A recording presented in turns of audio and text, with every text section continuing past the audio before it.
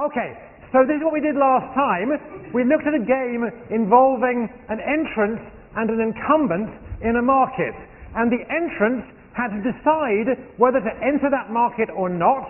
And if they stayed out, the incumbent remained a monopolist, and the monopolist made $3 million in profit. All right?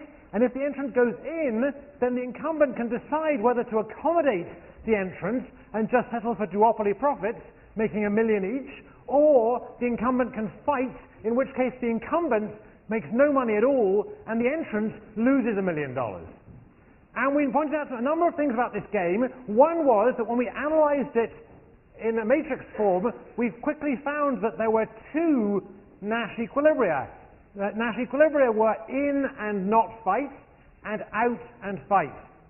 But we argued that backward induction tells us that the sensible answer is in and not fight. Once the incumbent knows the entrant is in, they're not going to fight, because 1 is bigger than 0, and the entrant, anticipating this, will enter. And we talked a little bit more. We said this other equilibrium, this out-fight equilibrium, it is an equilibrium because if the entrant believes the incumbent's going to fight, then the entrant is going to stay out. And it's costless for the incumbent to, quote, fight if in fact the entrant does stay out, because they never get called upon to fight anyway. So the idea of this was that for the incumbent to say they're going to fight is an incredible threat. Or, that's terrible English, it's the way it's always taught in the textbooks. It's usually called a not credible threat. And that not credible threat is, he's not really going to fight if the entrant comes in. He's not really going to fight if the entrant comes in, and therefore the entrant should come in, and in fact, the incumbent will accommodate it. So what we've shown here is if we believe this argument, then the entrant will come in, and the incumbent is going to let him in. All right? And at the end, we started talking about this in a slightly more elaborate setting. So let's just remind you what that more elaborate setting is. The more elaborate setting is, suppose that there is one firm, one monopolist, and that monopolist holds a monopoly in 10 different markets. So we'll have our monopolist be Ali. All right, so here's Ali, here's our monopolist, and he owns pizzeria monopolies in 10 different markets. All right, and each of these 10 different markets are separate. All right, they're different towns. And in each of those 10 markets, he knows he's going to face an entrant. And those entrants are going to come in order. So let's talk about who those entrants are going to be. The entrants are going to be this person, and so on. Let's find out who they are. So your name is? Isabella. And where are you from? Miami. Miami. So Miami is one of the markets, and your name is? Scott. From where? Wisconsin. Wisconsin. Where? Madison. Madison. We've got 2 towns. Let's give you your towns now. My name is Lang. I'm from Bridgeport, Connecticut. Okay, got 3 towns. I'm from Miami too. It's about Yale diversity. Well, we'll pretend you're from somewhere else. Put them in New Orleans or something. All right? Rich from Boston. From Boston, all right? From Orange, Connecticut. From Orange, Connecticut, just down the road. From St. Louis, Missouri. All right, have I done 10 yet? I'm not quite at 10. 1, 2, 3, 4, 5, 6, 7. Sulphur, New York. All right. Hong Kong. Hong Kong, that's way away, and Long Island. Long Island. I think I've probably got 10 markets here, okay? So Ali owns a pizza shop. He's the monopoly pizza shop owner in each of these 10 markets. And what we're going to see is, we're going to see what happens as sequentially these entrants try to enter. And the way that this game is going to work is that they're lined up. We know the order in which the entrants are going to come. They're going to start off. The first person who has to make a decision is it's Isabella, right? It's Isabella, and we're going to see how our monopolist responds. Okay, so let's have a look at this. All right, so Isabella, who's in which market again? Miami. In Miami. Okay, what are you going to do? Enter. Enter. What are you going to do? I will fight. Oh dear. So you owe me $1 million. Okay. All right. So one person's down $1 million. Let's see what happens next. I'm going to stay out. Okay. So next second, which market was this? Wisconsin, Madison. Madison stayed out. I'm going to stay out. Staying out. Bridgeport. So Bridgeport stayed out.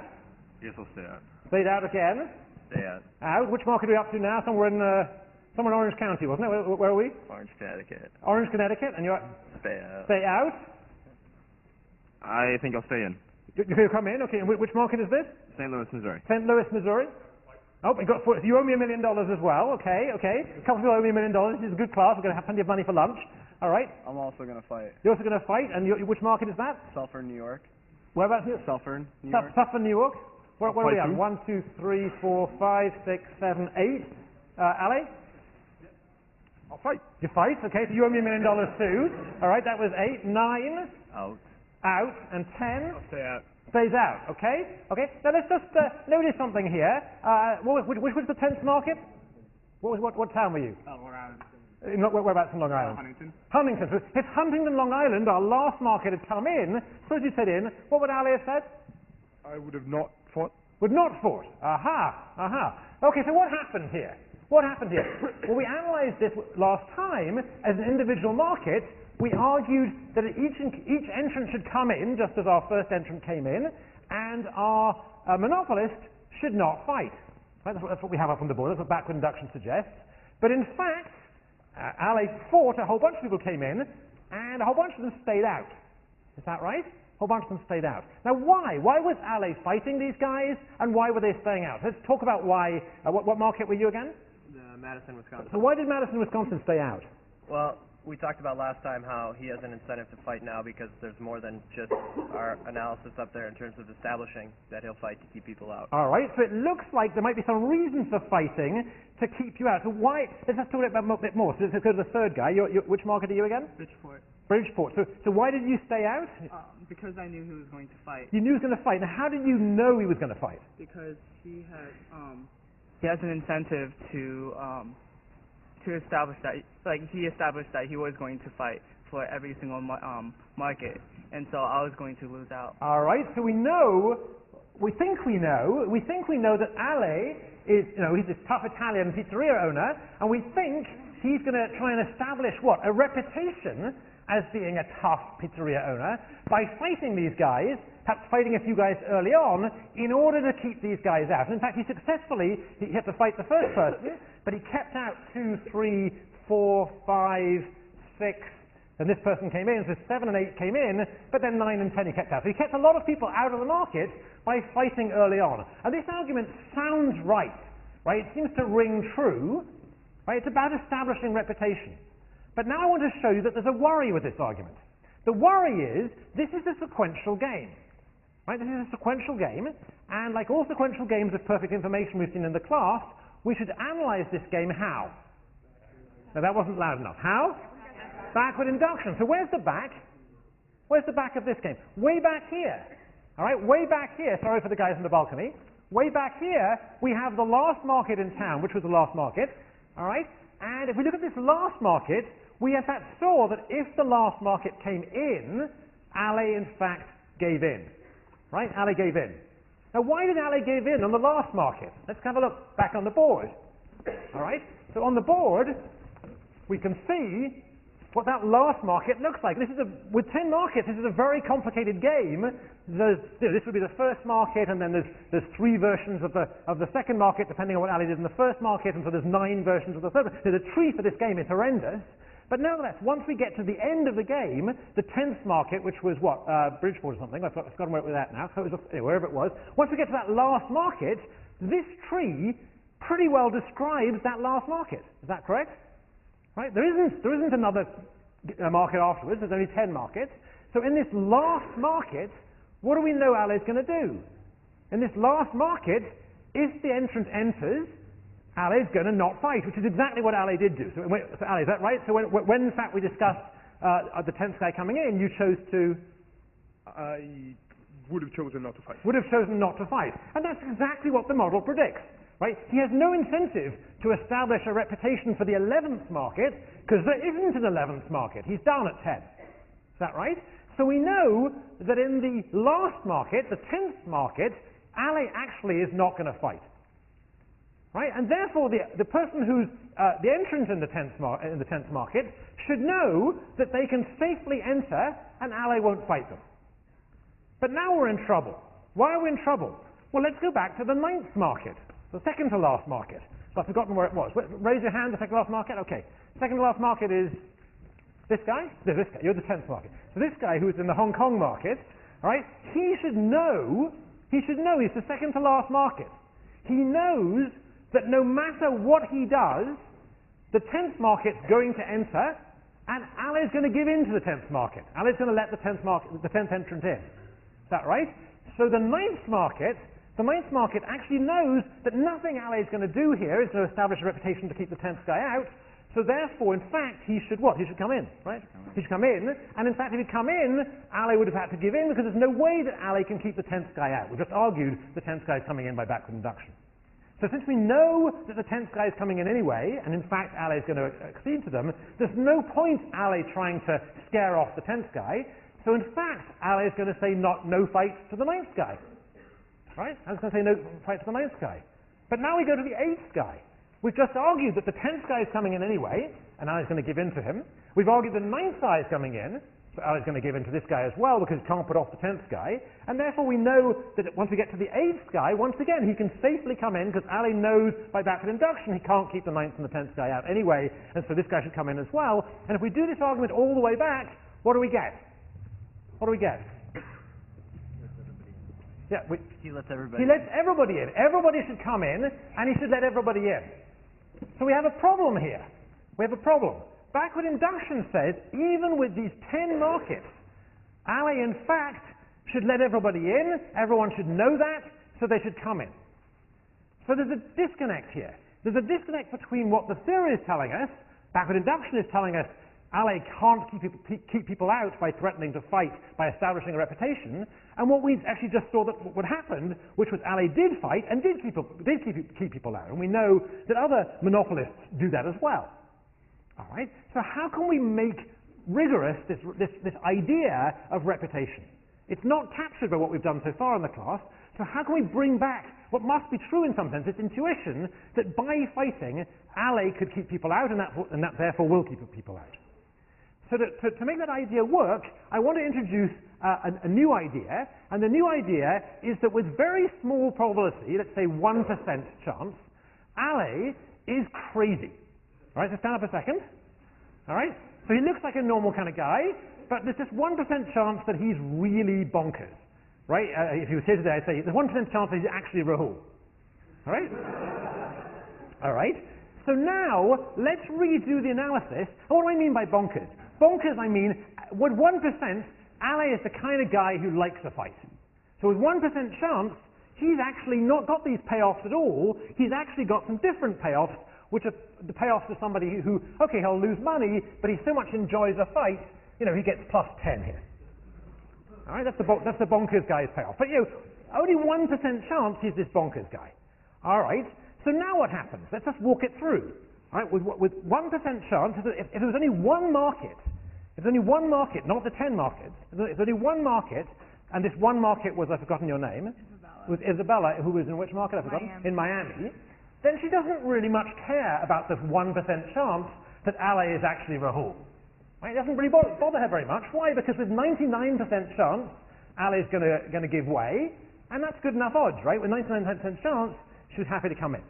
So if there's only one market here, we'd be done. But with 10 markets, things are a little different. Why? Let's see why. So suppose, in fact, that Isabella in Miami thinks that Ali and everybody else thinks Ali is a pretty sane guy with 99% probability he's a sane guy, and Isabella enters, and everyone sees this, and everyone's surprised, rather than doing the same thing, which is letting Isabella in and switching to a duopoly in Miami, with 1% chance. Sorry, what happens, in fact, after Isabella comes in, is that Ali fights, right? Fight, okay? So now, it's too late for Isabella, she's lost her money. But our second market is, what's your name again? Scott. Scott, which market were you? Madison. So Scott in Madison has observed what happened in Miami, and initially he thought that Ali was Ali. 99% probability Ali was this sane, nice, calm Italian guy, all right? But on the other hand, he just saw this sane, calm Italian guy fight, as he shouldn't have fought, couldn't have backward induction, fought the entrance in Miami. So now, Scott was it? Scott thinks to himself, I'm not so sure that Ali is the same guy. Maybe I should update my beliefs in the direction of thinking that Ali might actually be the insane guy. So maybe we're up to probability a third that Ali is actually insane. All right, so he thinks, okay, probably a third, that's still not very much. I'll still risk it. He comes in, and Ali fights him again. Right? So, probably a third he's sane, he's going to give in to me. He comes in, Ali fights him again. So now we're in the third market, which was which market? Bridgeport. Bridgeport. And Bridgeport's seen this horrible fight going on in Miami and this horrible fight going on in Madison. All right, and now he's getting pretty sure that this nice, calm-looking ally is not nice, calm-looking ally. He's crazy Rahul. All right, right. I mean, there's a lot of evidence he's crazy Rahul. He's fought the last 2 markets and making huge losses. It must be that ally likes to fight. So what does he do? He says, I'm going to stay out of here. Right? I'm convinced that this guy may be crazy, so I'll stay out. And all the subsequent markets, they think, oh well, he fought these first 2 markets. That means he must be a crazy guy, or at least there's high probability he's a crazy guy. So they all stay out, which is exactly what happened until we got to here. And even here, when they came in, Ali acted like crazy Rahul. All right? So what made that argument possible was what? What made that argument possible was the small possibility, the 1% possibility that Ali is bonkers. But you know, how well do you know Ali? There's a 1% chance he's bonkers, right? How many do you think you're really sure that he's a sane guy? Right? I mean, he supports Italian football teams. He's got to be pretty crazy, right? Right? Right? So what happened here? The small possibility that Ali is crazy allowed him to build up a reputation that kept all these guys out. But actually the argument is stronger than that. Let's try and push this argument harder. Suppose in fact that Ali is not crazy. Suppose that Ali is the sane Ali, the nice, calm Ali we all know and love. All right? But we've just argued that if Ali acts as if he's the crazy guy, then you're going to be convinced that he is the crazy guy.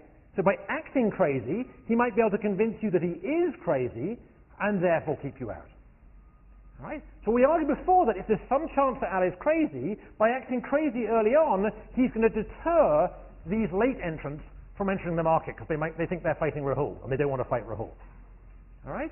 But we said these early guys, they had probability 0.99 that he was sane and 0.6 that he was sane and maybe even 0.5 he was sane here, so they thought of coming in. But now we're arguing that even if Ali is sane, even if he's a sane guy, a rational guy, he should behave as if he's crazy in order to keep these late guys out. And these early players, knowing that even the sane version of Ali is going to fight them, should also stay out. Now notice something's happened here. They're not staying out because they think Ali is crazy. They're staying out because they know that even the sane version of Ali is going to fight them in order to seem crazy. Is that right? Right, we'll see that's a strong argument. So now even these early guys are going to stay out of the market. All right? Now we're almost there. What we've argued, let's just make sure we get the 2 pieces of this on the board. We've argued that if there's an epsilon chance, a very small chance, let's call it a 1% chance, that Ali is crazy, then he can deter entry by fighting, i.e. seeming crazy. And we argue that what really makes this argument strong is once we realize that the sane person's going to act crazy, we really know that everyone's going to act crazy and therefore we should stay out. Now that argument can't quite be right. So that's enough of the argument I want you to have for the purpose of the exam, but let me just point out that that argument isn't quite correct. That can't quite be an equilibrium. Now why can't that be an equilibrium? We've just argued that even the sane version of Ali, this is a sort of slightly more subtle argument, so just pay attention a second. We've argued that even the sane version of Ali is going to act like a crazy guy. All right?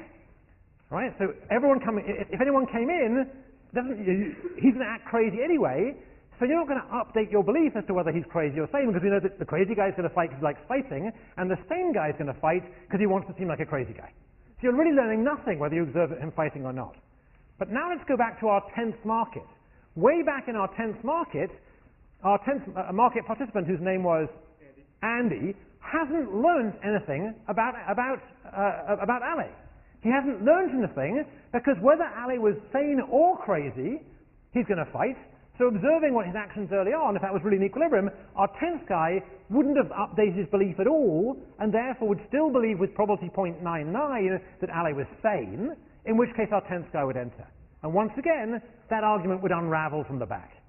So what I described before can't quite be an equilibrium. It can't be just as simple as all sane guys are going to act crazy, because then you wouldn't learn the thing. So it turns out that the equilibrium in this model is actually very subtle, and it involves mixed strategies, and mixed strategies are something we did in the first half of the semester, so I don't want to go back to it now.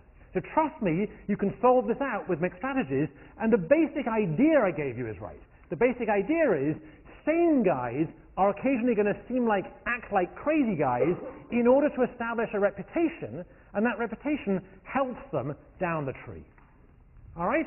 So this idea that even when there's a chain store, people will enter. Even when Ali has 10 monopolies, people will enter. This is a famous idea. It's called the chain store paradox. It's due to a guy called Selson who actually won the Nobel Prize.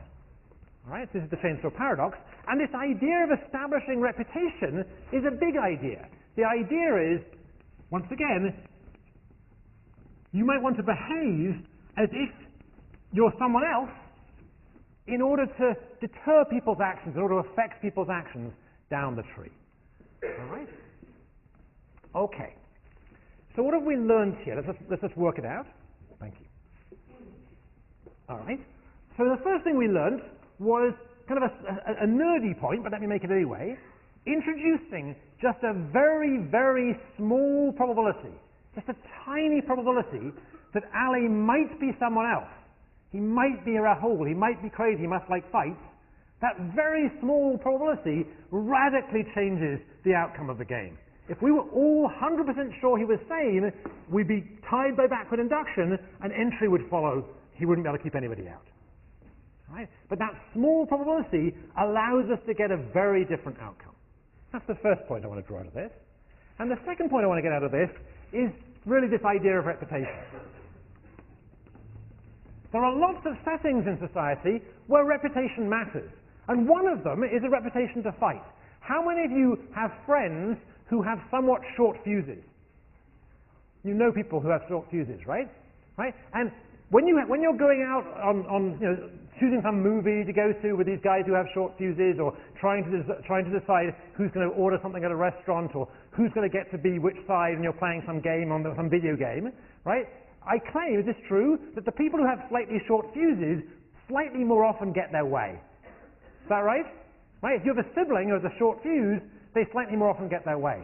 And that's exactly this idea. They're short fuse, the fact they tend to blow up and get angry at you, gives them a little bit of an advantage. And notice that maybe they don't have a short fuse at all. Maybe they're just pretending to have a short fuse because they know they're going to get their way over you softies more often. Right? None of you have short fuses. You're all sane people, right? All right? So this idea should be a familiar idea to you, but it's not just an idea in the sort of trivial world of bargaining. Right? Notice this idea of reputation occurs all over the place. So another place it occurs, somewhat grim place it occurs, is in the subject of hostage negotiations. All right? In the subject of hostage negotiations, when some other country has seized some hostages from the US, or maybe some criminal organization has seized some members of your family or some members of your community and is holding the hostages, there's a well-known idea, which is what? Which is that you should never negotiate with hostage takers. Is that right? Everyone's heard that idea? You should never negotiate with hostage takers. You should never give in just because they have hostages. Right? And why?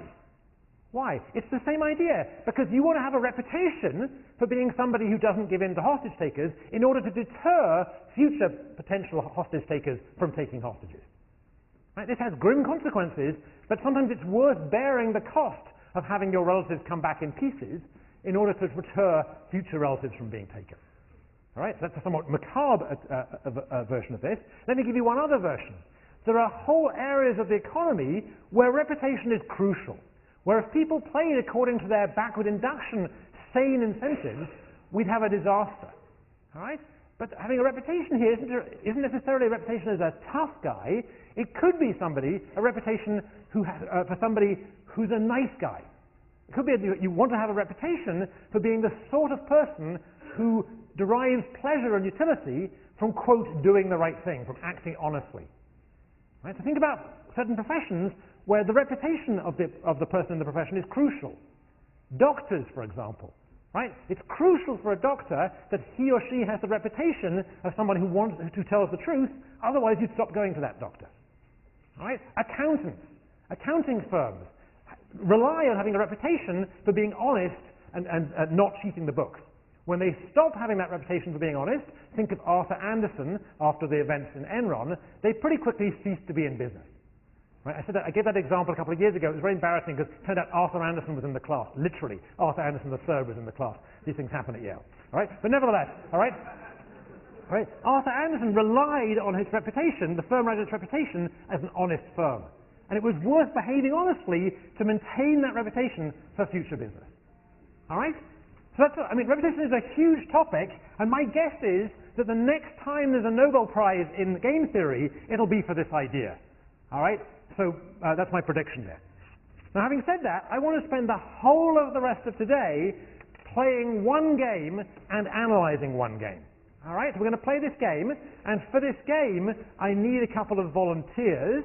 So I'm going to pull out some volunteers. Well, anyone want to volunteer?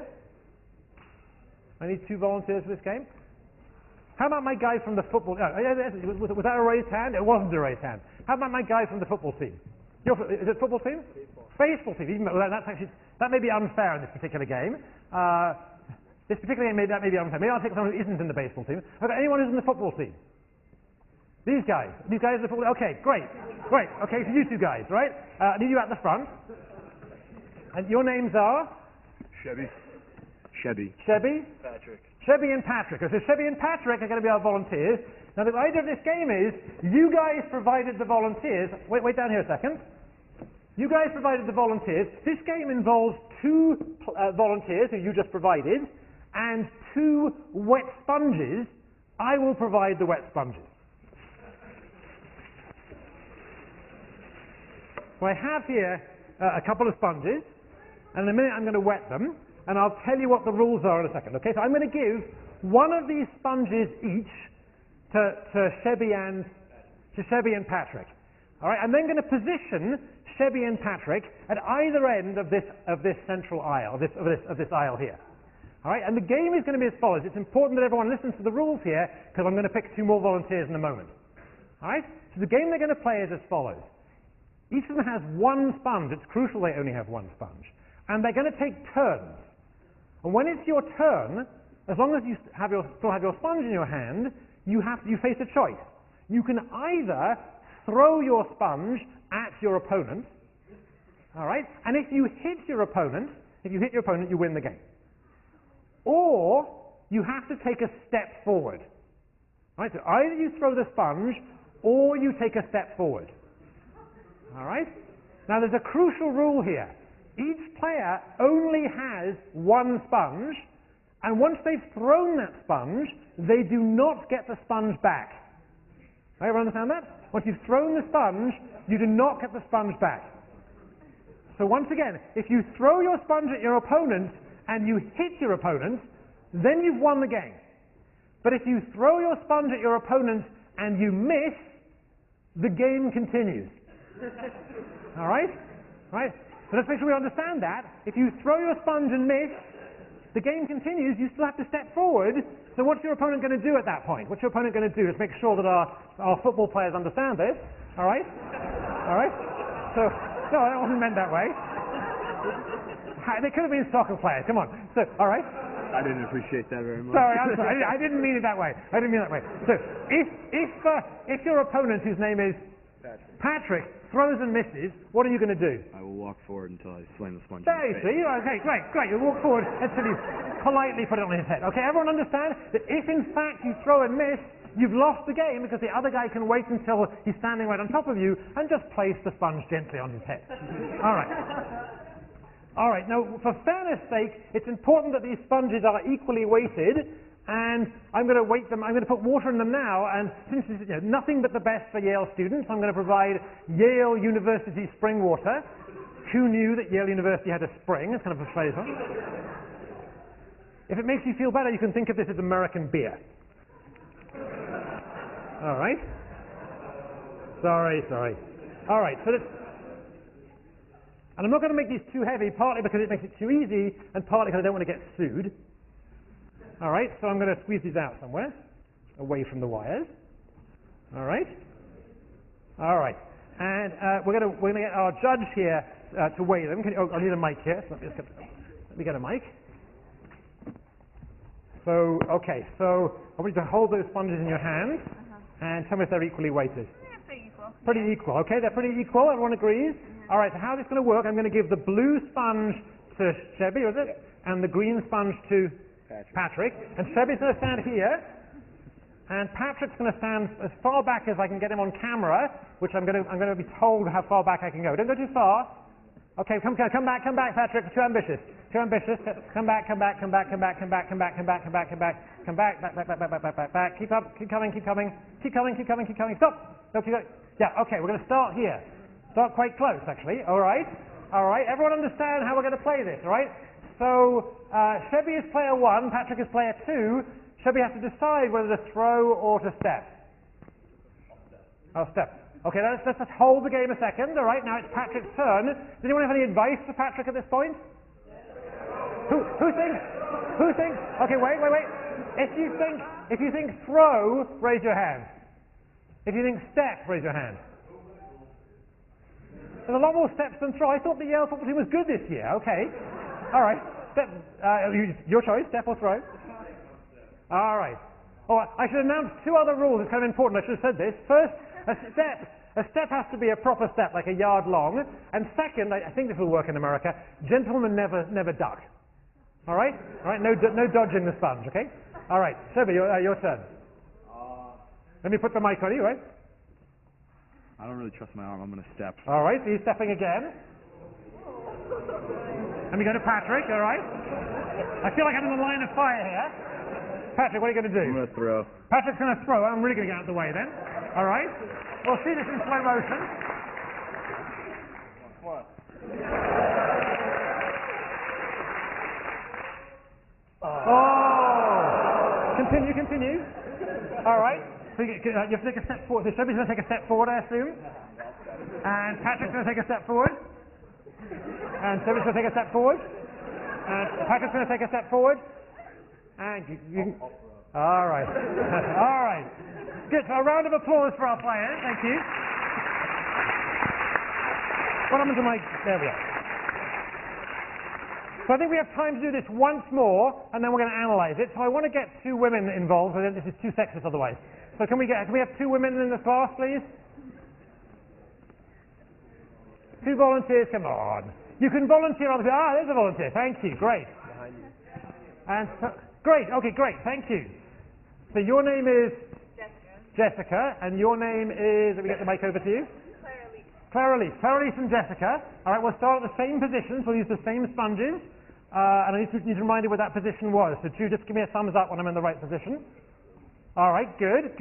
All right, same rules. Clara Elise and Jessica. We'll let Jessica be player 1. So Jessica, you can step or throw. What do you want to do? Gonna step, okay? You know what might be a good idea? Ali, why don't you put the mic on Clara Elise, so we have a mic at either end and just run to and fro. That's good. All right, so Clara Elise, what are you going to do? I'm going to step. You're going to step? And Jessica, what are you going to do? I'm going to step. Going to step? Ali and I are in danger here, but never mind. I'm going to step. Any votes now? Do people think that Jessica should throw? If you think she should throw, raise your hand. There's a large majority for step, so up to you. What are you going to do? I'm going to step. Going to step, okay. Clara Elise, any decisions? I mean, this is pretty light. I don't think it's a pretty light sponge. It's pretty hard to throw this sponge. We've seen that. Okay. Stepping again. There's some baby steps. I'm going to throw. You're going to throw? Okay. Here we go. Okay, out the way. Oh, okay. Continue, please. Clara Elise's turn. Your step. Jessica has to step. Clara Elise has to step. All right, good. All right, so we've seen how the game works. Everyone understands how the game works. I want to spend the rest of today analyzing this game. All right, and before I do so, we should just talk about what this game is. Let me get some new boards down here.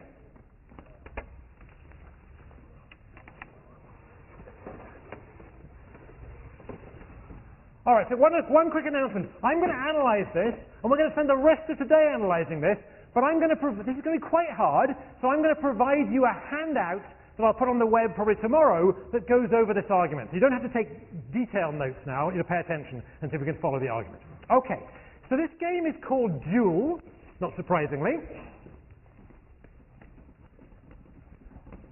And you may wonder, what are we doing? Some of my colleagues are here. What are we doing having a duel in class? And of course, one answer to that is it's kind of fun watching the future leaders of America throw wet sponges at each other. That's probably a reason in itself. But there are other reasons. Duels are real games. So those of you who are well versed in Russian literature, will have seen duels before, right? Or at least read of duels. There are some famous duels in Russian literature. Anyone want to tell me some famous duels in Russian literature? Any Russian majors here? No? Nobody want to give me a shot at this? Really? Nobody? This is Yale. Come on. Well, how about in War and Peace? Okay, there's a duel like this in War and Peace.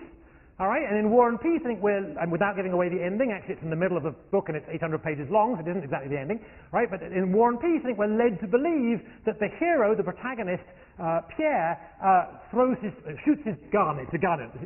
In War and Peace, it's a gun and not a sponge. No surprise. He shoots his gun too early, we're led to believe. All right? There's a famous one in Onegin, right? In Pushkin's Ujid Onegin. And there are lots of others, actually. So there's lots in literature. All right? There are also settings which aren't exactly out of literature. So one example would be in a bike race. How many of you ever watched the Tour de France? Everyone know what I mean by the Tour de France? Yeah, you don't watch it. So this is a bike race that goes around France. It takes stages, and in the Tour de France, there's a key decision. There's a game within the game, and the game within the game, I'm looking at Jake, who's a real cyclist here, but the game within the game is when do you try to break away from the pack, which is called the peloton. Right? And if you break away too early from the peloton, it turns out that you're going to get reeled in. It turns out that over the long haul, the peloton can go much faster than you. So if you break too early, they're going to catch you up. On the other hand, if you break too late, then you're going to lose because there are going to be some people in the peloton who are just excellent sprinters. So if you break too late, the sprinters are going to win the race. All right? So you have to decide when to break from the peloton. Right? This is the second most important game within a game in the Tour de France. The most important game within a game is where to hide your steroids. All right? All right. So let me give you one other example. So imagine, I'm going to give you a more economic example. It's meant to be an economics class. Imagine there's two firms, and these two firms are both engaged in R&D, research and development, and they're trying to develop a new product, and they're going to launch this new product onto the market. All right? But the nature of this market is, maybe it's a network good, the nature of this market is there's only going to be one successful good out there. Right? Essentially, there's going to be one standard, let's say, of a software or a technological standard, and only one of them is going to survive. The problem is, you haven't perfected your product yet. If you launch your product too early, it may not work, and then consumers are never going to trust you again. But if you launch it too late, the other side will have launched already, they will have got a toehold in the market, and you're toast. All right? So that game about product launch is like Duel, except you're launching a product rather than launching a sponge. Is that right?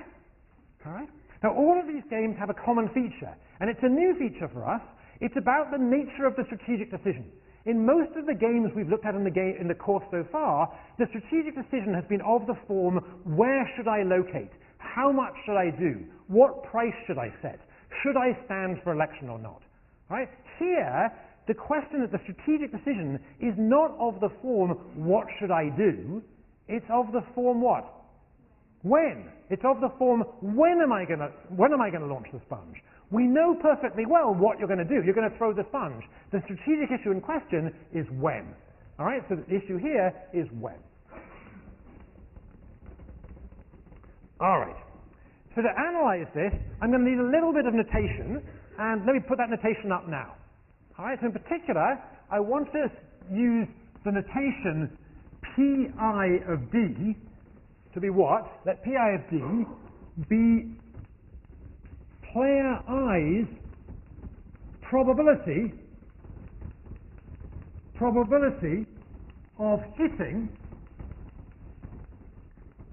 if I shoot at distance D. All right, so Pi of D is the probability that I will hit if he or she shoots at distance D.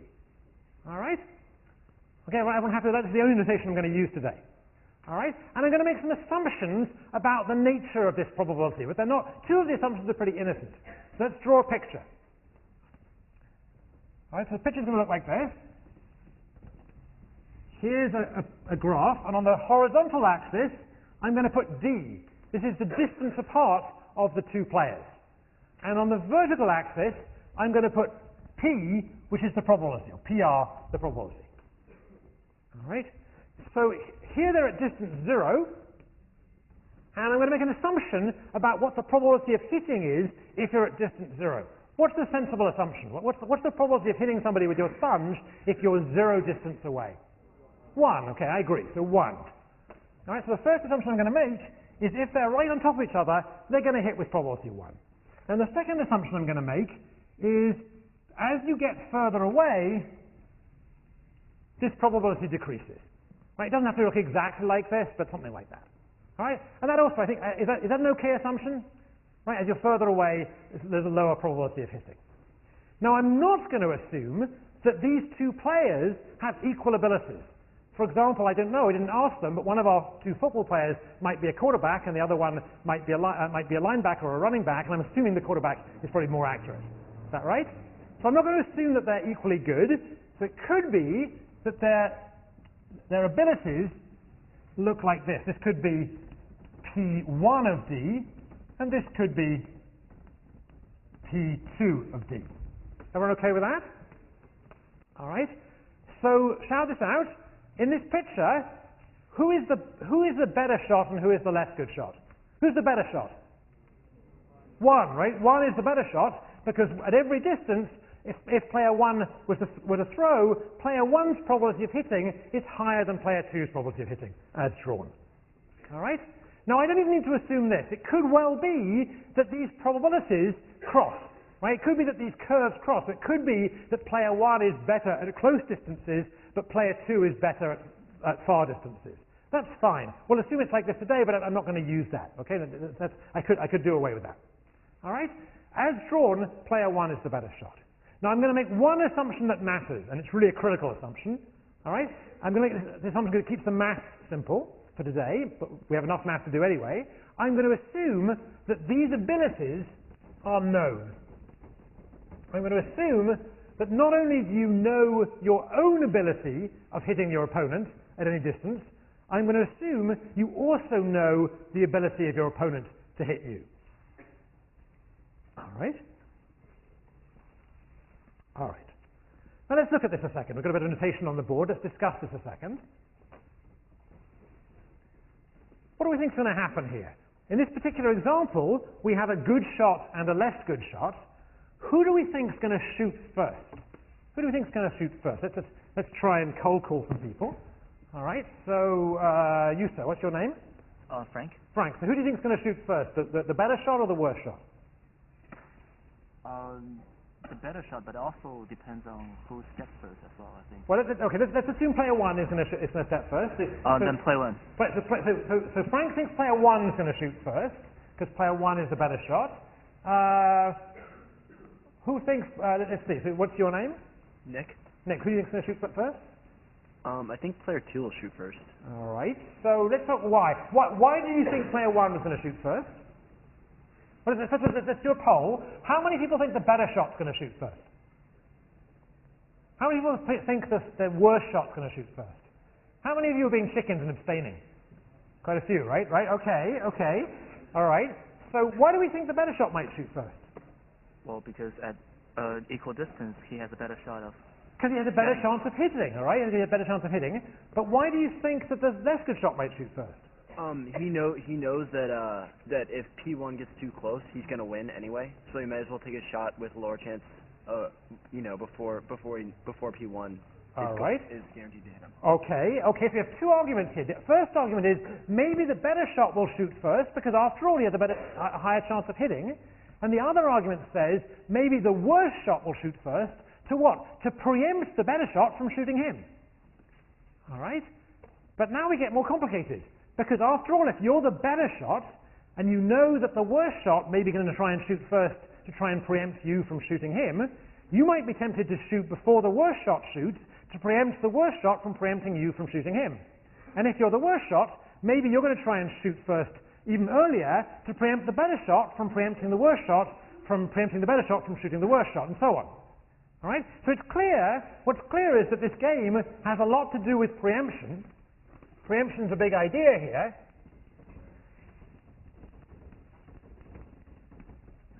But I claim it's not at all obvious.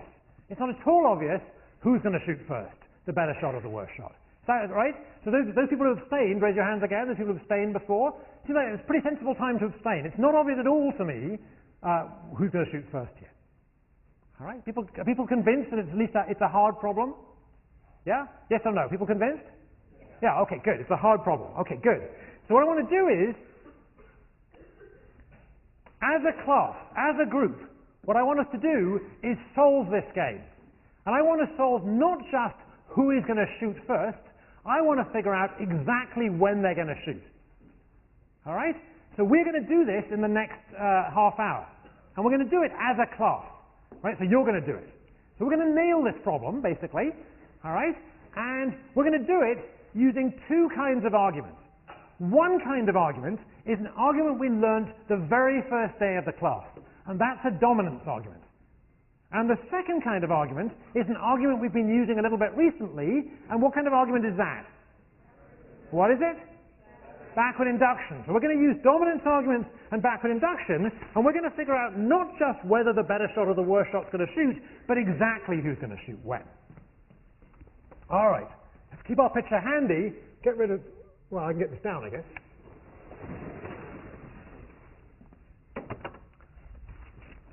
And we'll... Can we still see the picture? Yeah. All right, let's proceed with this argument. All right, so to do this argument, I first of all want to establish a couple of facts. All right, my page of my notes. I want to establish two facts. And we'll call the first fact, fact A. All right. Let's go back to our two players we had before. In fact, maybe it would be helpful to have our Can I use our first two players as props? Can I have you guys on stage? While they're coming up? All right. Sorry, guys. I'm exploiting you a bit today. All right. Hope you both signed your legal release forms. All right. All right. Why don't you guys sit here a second so I can use you as props? So imagine that these two guys still have their sponges. All right. Let's actually set this up. So suppose that Shebby has a sponge and Patrick still has his sponge. All right. And suppose it's Shebby's turn. All right. And suppose that Shebby is trying to decide whether he should throw his sponge or not. Whether he should throw his sponge or not. Have that other mic. Right, here we go. Let me give you a mic each so you have them for future reference. All right. So Shebby is trying to decide whether to throw his sponge or not. And suppose that Shebby knows that Patrick is not going to shoot next turn when it's his turn. So Shebby's trying to decide whether to shoot, and he knows that Patrick is not going to shoot next turn when it's his turn. What should Shebby do? Shebby, what should you do? Take a step. Take a step. So he should take a step. That's right. Why should he take a step? What's the argument why he should take a step? Well, let's find out. What's the argument? Because I'll just be one step closer and I'll have another chance to decide. Shout it out so you can be heard. Yes, that's right. That's right. Shout out so you can be heard. I'll be one step closer and I'll be able to make the same choice next time anyway. Good. Hold the mic up to you. You're a rock star now, okay? All right, good. All right? All right. He's correctly saying he should wait. Why should he wait? Because he's going to be closer next time. He's going to be closer next time. So the first fact is, assuming no one has thrown yet,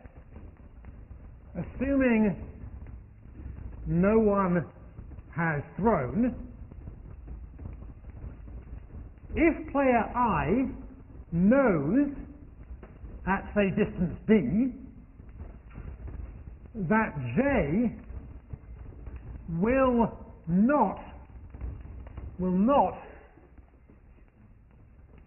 shoot, let me call it tomorrow, and tomorrow he'll be closer, he'll be at distance D minus 1, then Shebby correctly says, I should not shoot today. And again, recall the argument. The argument is you'll get a better shot, a closer shot, the day after tomorrow. All right? All right? Now let's turn things around. Suppose conversely, once again, we're picking on Shebby a second. So Shebby has his sponge, no one has thrown yet, and suppose Shebby knows that Patrick is going to throw tomorrow. Right? Suppose he knows that Patrick is going to throw tomorrow. Now what should Shebby do? Now that's a harder decision. What should Shebby do? Right? He knows Patrick's going to shoot tomorrow. What should he do? Should he shoot or what? What's the answer this time? What do you reckon? It depends. It depends. I think that's the right answer. Right? It depends. Good. So the question is, someone else. I don't want to pick entirely on these guys. So what does it depend on? Right? It's right that it depends. What does it depend on? Yeah. If the other guy's chance is greater than or less than 50% of getting you. All right. So it might depend on the other chances being greater than less than 50%. It certainly depends on the other guy's ability and on my ability. Everyone clear on that?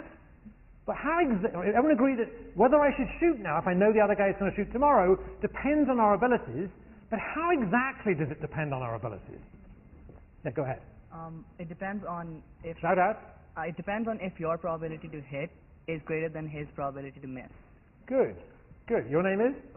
Osman. So Osman is saying, let's be careful here, it depends on whether my probability of hitting, if I throw now, is bigger than his probability of missing tomorrow.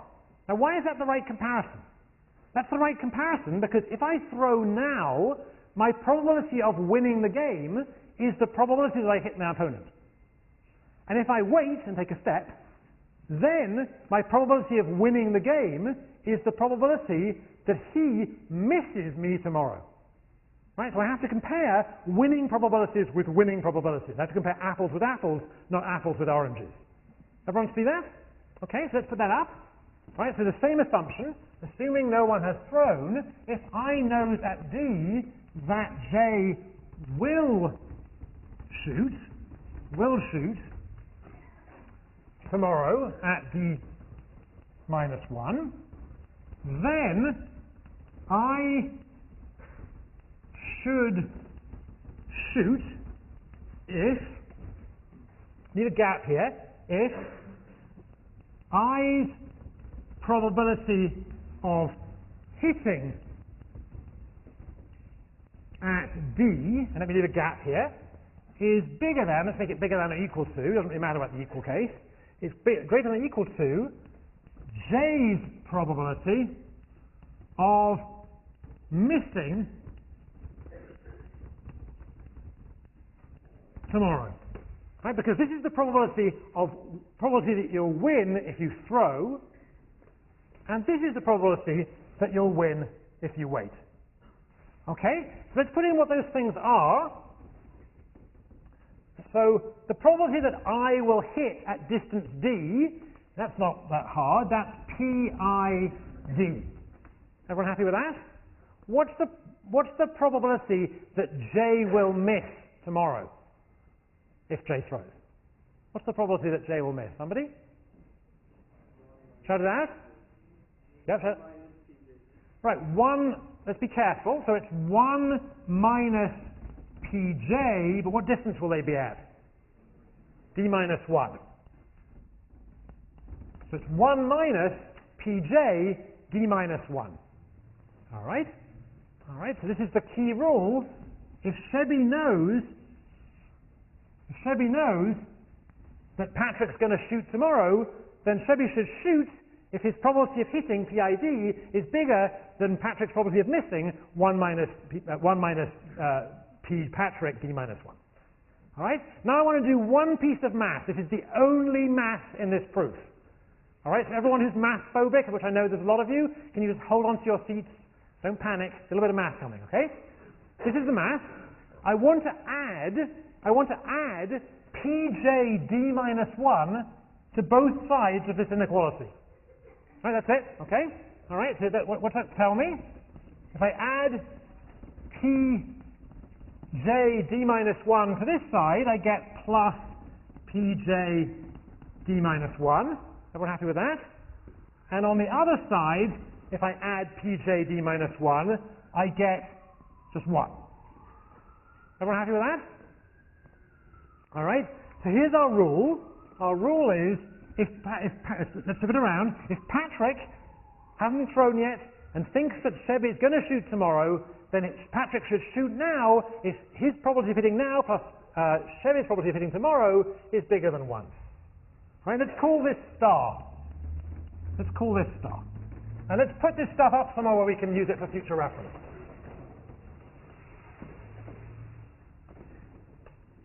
All right? Sorry, guys, I'll use it again in a minute. I know you're feeling self-conscious up there. Believe me, I'm self-conscious up here too. So. All right.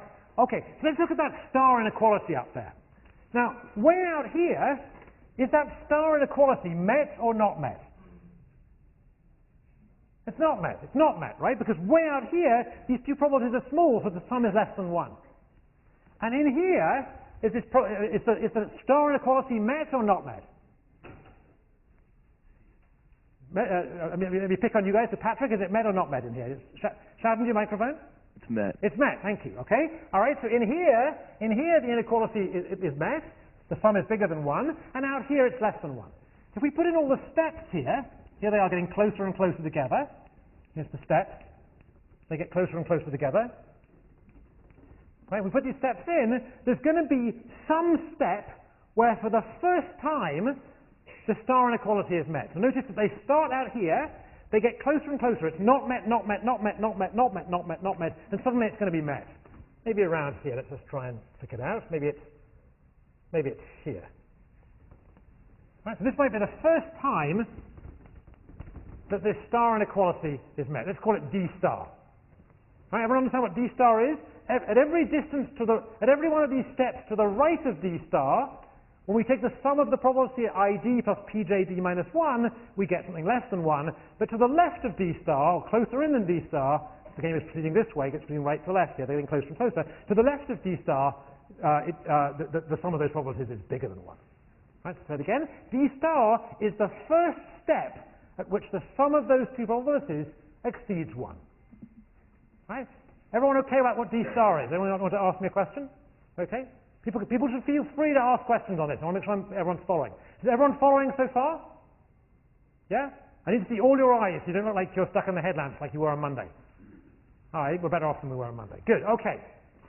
Okay, so here's our picture. And I actually want a bit more space. I'm not going to have much more space. All right. All right, so now I'm going to tell you the solution.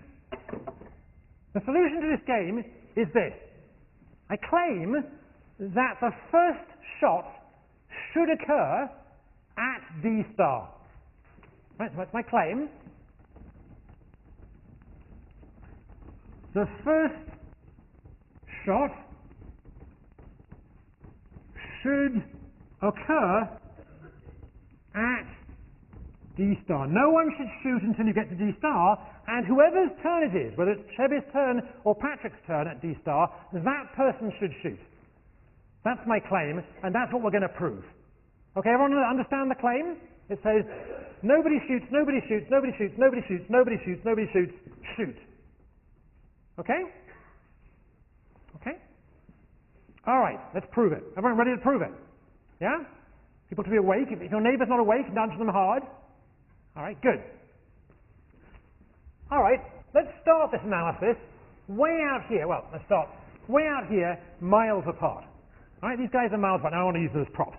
So I've got these guys. Let's put them, stay where you are, Patrick, but stand up, and stay over here somewhere, where that black line is. All right, so maybe they're even further than this. They're really far apart. All right, and here they are miles away, and let's say it's Cheby's turn. It's Cheby's turn. He's way out here. That's the first step of the game. Imagine it's even further, because it was even further. All right? And let's think through what should be going on in Cheby's head. Right? There are two possible things going on. He's going to think about what Patrick's going to do. So this is Cheby's turn. Here he is. Right? And he should think, tomorrow it's going to be Patrick's turn. All right? And there's two possibilities. One possibility is that Patrick is not going to shoot tomorrow. All right? And if we think that Patrick is not going to shoot tomorrow, which fact should Shebby use? Should he use fact A or fact B? Show me which fact to use. Fact A. Fact A, okay, so using fact A, he should not shoot. All right? Alternatively, he could think that Patrick's going to shoot tomorrow. Is that right? He could think Patrick's going to shoot tomorrow. If he thinks Patrick's going to shoot tomorrow, which fact should he use? B. B. He should use fact B, in which case he has to look at this inequality up here. Look at this inequality and say, I'll shoot if my probability of hitting now plus his probability of hitting tomorrow is bigger than 1. Well, let's have a look. This is Patrick's probability of hitting today, and this is Shebby's probability of this is Shebby's probability of hitting today, and this is Patrick's probability of hitting tomorrow. And is the sum of them bigger than 1 or not? Is it bigger than 1 or not? It's not bigger than 1. So what should Shebby do? He should step, right? He should step. All right? So he'd step. All right? He'd step. All right? Now it's Patrick's turn. All right? And once again, imagine this distance is still pretty large, and there's two things Patrick could think. Patrick could think that Shebby's that Shebby's not going to shoot tomorrow. Right? So here's Patrick. He's looking forward to Shebby tomorrow, and he could think that Shebby's not going to shoot tomorrow. If he thinks Shebby's not going to shoot tomorrow, which fact should he use? A. Should use fact A, okay? And if he's using fact A, he should not shoot. Right? Alternatively, he could think that Shebby is going to shoot tomorrow, in which case he uses fact B. All right? And what does he do? He adds up his probability, Patrick's probability of hitting today, plus Shebby's probability of hitting tomorrow. He asks, is that sum bigger than 1? And he concludes no. So we have no shot here and no shot here. And notice that both of those arguments were dominance arguments. In each case, whether Shebby thought that Patrick was going to shoot tomorrow or not, in either case, he concluded he should not shoot today. Right? And it was Patrick's turn. Whether Patrick thought that Shebby was going to shoot tomorrow or not, in either case, he concluded he should not shoot today. So he takes a step forward. All right? And this argument continues. It'll be Shebby's turn next, and once again, he'll look at these two possibilities. If he thinks Patrick's not shooting tomorrow, he wants to step. If he thinks Patrick is going to shoot tomorrow, he's again going to want to step the way it's drawn. And once again, we'll conclude step. All right? And we'll go on doing this argument, and everyone see that in each case, this dominance argument will apply. It won't matter whether I think you should shoot tomorrow or not. In either case, it'll turn out that I should step forward, whether fact A applies or whether fact B applies. All right? So we'll go on going forward, and we'll have no shot, no shot, no shot, no shot, no shot, and we'll arrive at D star. Okay, 2, 1, 2, 1, 2, 2, 1, 2, 1, 2, 1. All right, so it turns out that D star is going to be Shebby's turn again. All right, and at D star, we try exactly the same reasoning. At D star, he says, if I think Patrick is not going to shoot tomorrow, what should I do? What should I do if I think Patrick's not going to shoot tomorrow? Not shoot. Not shoot. But now something different occurs. Now he says, if I think Patrick is going to shoot tomorrow, then when I look at my inequality up there, my star inequality, and add up my probability of hitting today, which is this line here, plus Patrick's probability of hitting tomorrow, which is this line here, suddenly he finds it is bigger than 1. Right? He finds it is bigger than 1. So now, if Shebby thinks that Patrick is going to shoot tomorrow, what should Shebby do? I should shoot. He should shoot. All right? So up until this point, a dominance argument has told us no one should shoot. But suddenly, we have a dilemma. The dilemma is, if Shebby thinks Patrick's not shooting, he should step. And if Shebby thinks Patrick is shooting, he should shoot. Everyone with me so far?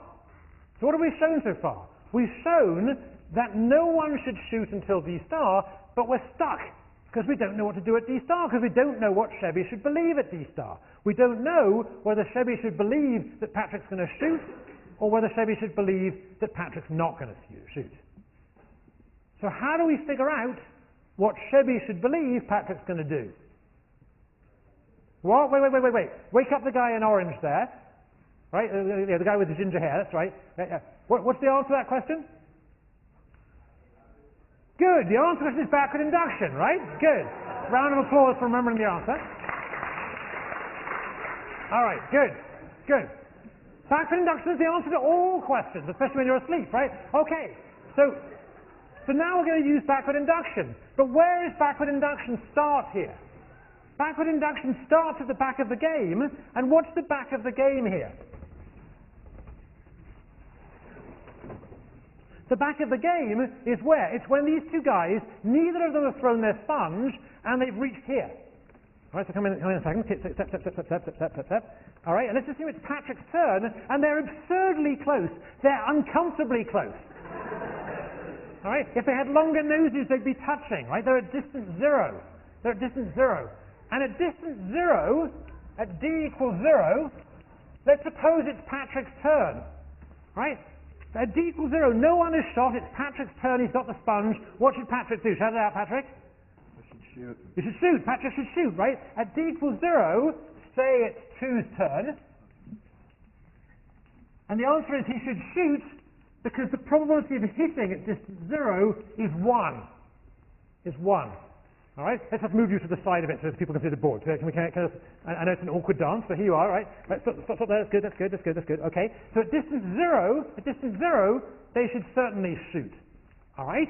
So now let's go back a step in the backward induction. So at distance 1, so let's take a step back. All right. So take a step back. It's Sheby's turn at distance 1. So it's Sheby's turn. And what does Sheby know? What does Sheby know at distance 1? Sheby, what do you know? Shout it out. That Patrick will shoot next turn. Right, so now Sheby knows that Patrick's going to shoot tomorrow. So which fact should Sheby use in deciding whether he should shoot today? B. B. He should use fact B. And that tells us, right, so 1 knows that 2 will shoot tomorrow. So, by B, 1 should shoot if his probability of hitting at distance 1 plus Patrick's probability of hitting at distance 0, if that is bigger than 1. Well, is it bigger than 1? All right, let's have a look. We had a shot in here already. We put a shot in here, and we're looking at distance 1. All right? And so we're looking at this distance here plus this distance here. And is it bigger than 1? Yeah, it's bigger than 1. Here's a bit more math. I lied to you before. 1 plus something is bigger than 1, okay? All right? All right, so this is bigger than 1, so shoot. Let's put it on our chart as shoot. All right? Let's go back a step. Sorry, I'll have to have Sheby go all going backwards. Right, now we're at distance what? We're at distance 2. We're at d equals 2. And it's Patrick's turn. 2's turn. And what does Patrick know? Shout it out, Patrick. I know that Sheby's going to shoot next turn. Right, Patrick knows that Sheby's going to shoot next turn, so Patrick therefore should use which fact? Fact B. Fact B. And fact B tells him that he should, let's put this in, so 2 knows that 1 will shoot tomorrow, so by B, it's all the same thing, we know that 2 should shoot if P2 of 2 plus P1 of 1 is bigger than 1. So if we look at it on the board, here we are, it's 2's turn. He's looking at this distance plus this distance. And is it bigger than 1? It is bigger than 1, so he should shoot. And we can go on doing this argument backwards. We'll find that Sheby should shoot here, because this plus this is bigger than 1. And we'll know that here, Patrick, once again, will know that Sheby's going to shoot tomorrow, so he should use fact B, so he should shoot, provided this plus this is bigger than 1, but it is. And now we're back at D star, and the question we had at D star, the question we'd left hanging at D star was what? At D star, we knew already that Sheby would not shoot if he thought Patrick was not going to shoot tomorrow, but he should shoot if he thinks Patrick is going to shoot tomorrow. But what does Sheby know at D star? I know Patrick's going to shoot. He knows Patrick's going to shoot, so he should shoot. Is that right? He knows Patrick's going to shoot by backward induction, so he should shoot. So we just solved it. What do we actually show? we showed, have a seat, gentlemen, sorry to keep you up here, right? We know that prior to D star, no one will shoot, not shoot. And we know that at D star, and in fact at any point further on, we should shoot. That's horrible writing, but it says shoot. All right? So we've shown more than we claimed. We claimed that the first shot should occur at D star, but we've actually shown more than that. We've shown that even if you went beyond D star, and if somebody had forgotten to shoot at D star, at least you should shoot now. And give me like 2 more minutes, or 3 more minutes to finish this up, because we're at a high point now, okay? All right, everyone okay to wait a couple of minutes? Okay. So what do we prove here? We proved that the first shot occurs at D star, whoever's turn it is at D star, whoever's turn it is at D star. It wasn't that the best guy, the better shot, should shoot first, or the worst shot should shoot first.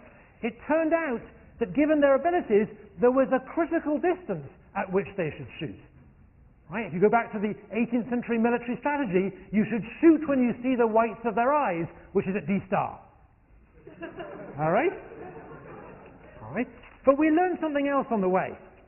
I claim we learned that if you're patient and you go through things carefully, that the arguments we've learned in the course so far, dominance arguments and backward induction arguments, can solve out a really quite hard problem.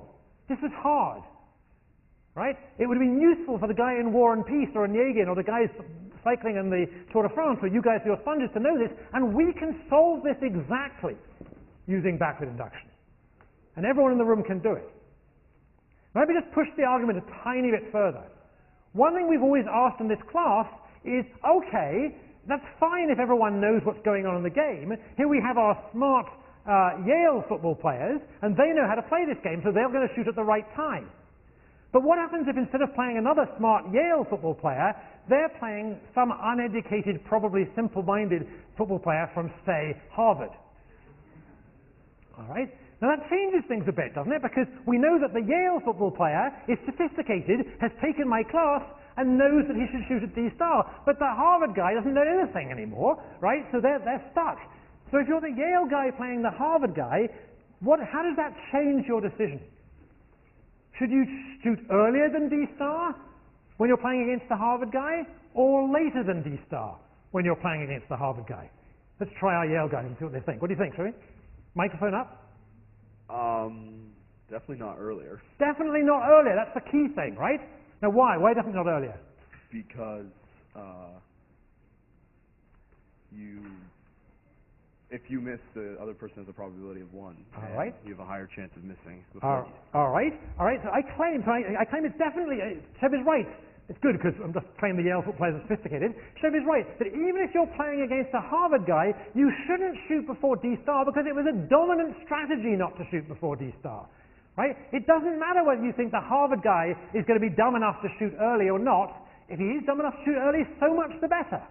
You should wait till D star. Notice, that argument doesn't depend on you playing against somebody who's sophisticated, or someone who's less sophisticated, like a Harvard football player, or somebody who's basically, a chair, like a Harvard football player. Right? Right? Right? You shouldn't shoot before D star because it's a dominant strategy not to shoot before D star. Now you might want to wait a little to see if they're not going to shoot early. To see if they're not going to shoot. But you certainly shouldn't shoot early. And let me finish with one other thing. Every time when we play this game in class, whether it's here or up in SOM, people shoot too early. People shoot too early. They miss. Right? You can do kind of econometrics on this. You could figure out that on average abilities, I'm sometimes getting the better shots, sometimes getting the worse shots. On average, I should see people hitting about half of the time, all right, over a large sample. All right? But here I tend to see people miss, as we did today, almost all the time. Why do we see so many misses? Why do we see so many misses? So one problem may be that people are just overconfident. They're overconfident on their ability to throw. Right? And there's a large literature in economics about how people tend to be overconfident. But there's another possible explanation, and let me just push it past you as the last thing for today. I think Americans, I think this doesn't go for the Brits, Americans have what I call a proactive bias. You guys are brought up since you're in kindergarten, maybe before, and you're told you have to be proactive. You have to make the world come to you. right? Right? And my evidence for this is based on sophisticated empirical work watching SportsCenter. So on SportsCenter, when they interview these sweaty athletes after the game, the sweaty athletes say, "It's great. I now control my own destiny." Right? Well, I'm a Brit. I think controlling my own destiny sounds kind of scary to me. Doesn't like a good thing at all. All right? In fact, if I wanted to control, hang on, we'll be finished in a minute. If I wanted to control my own destiny, I wouldn't have got married. Right? Right? Right? But no, that's going to be edited off the film.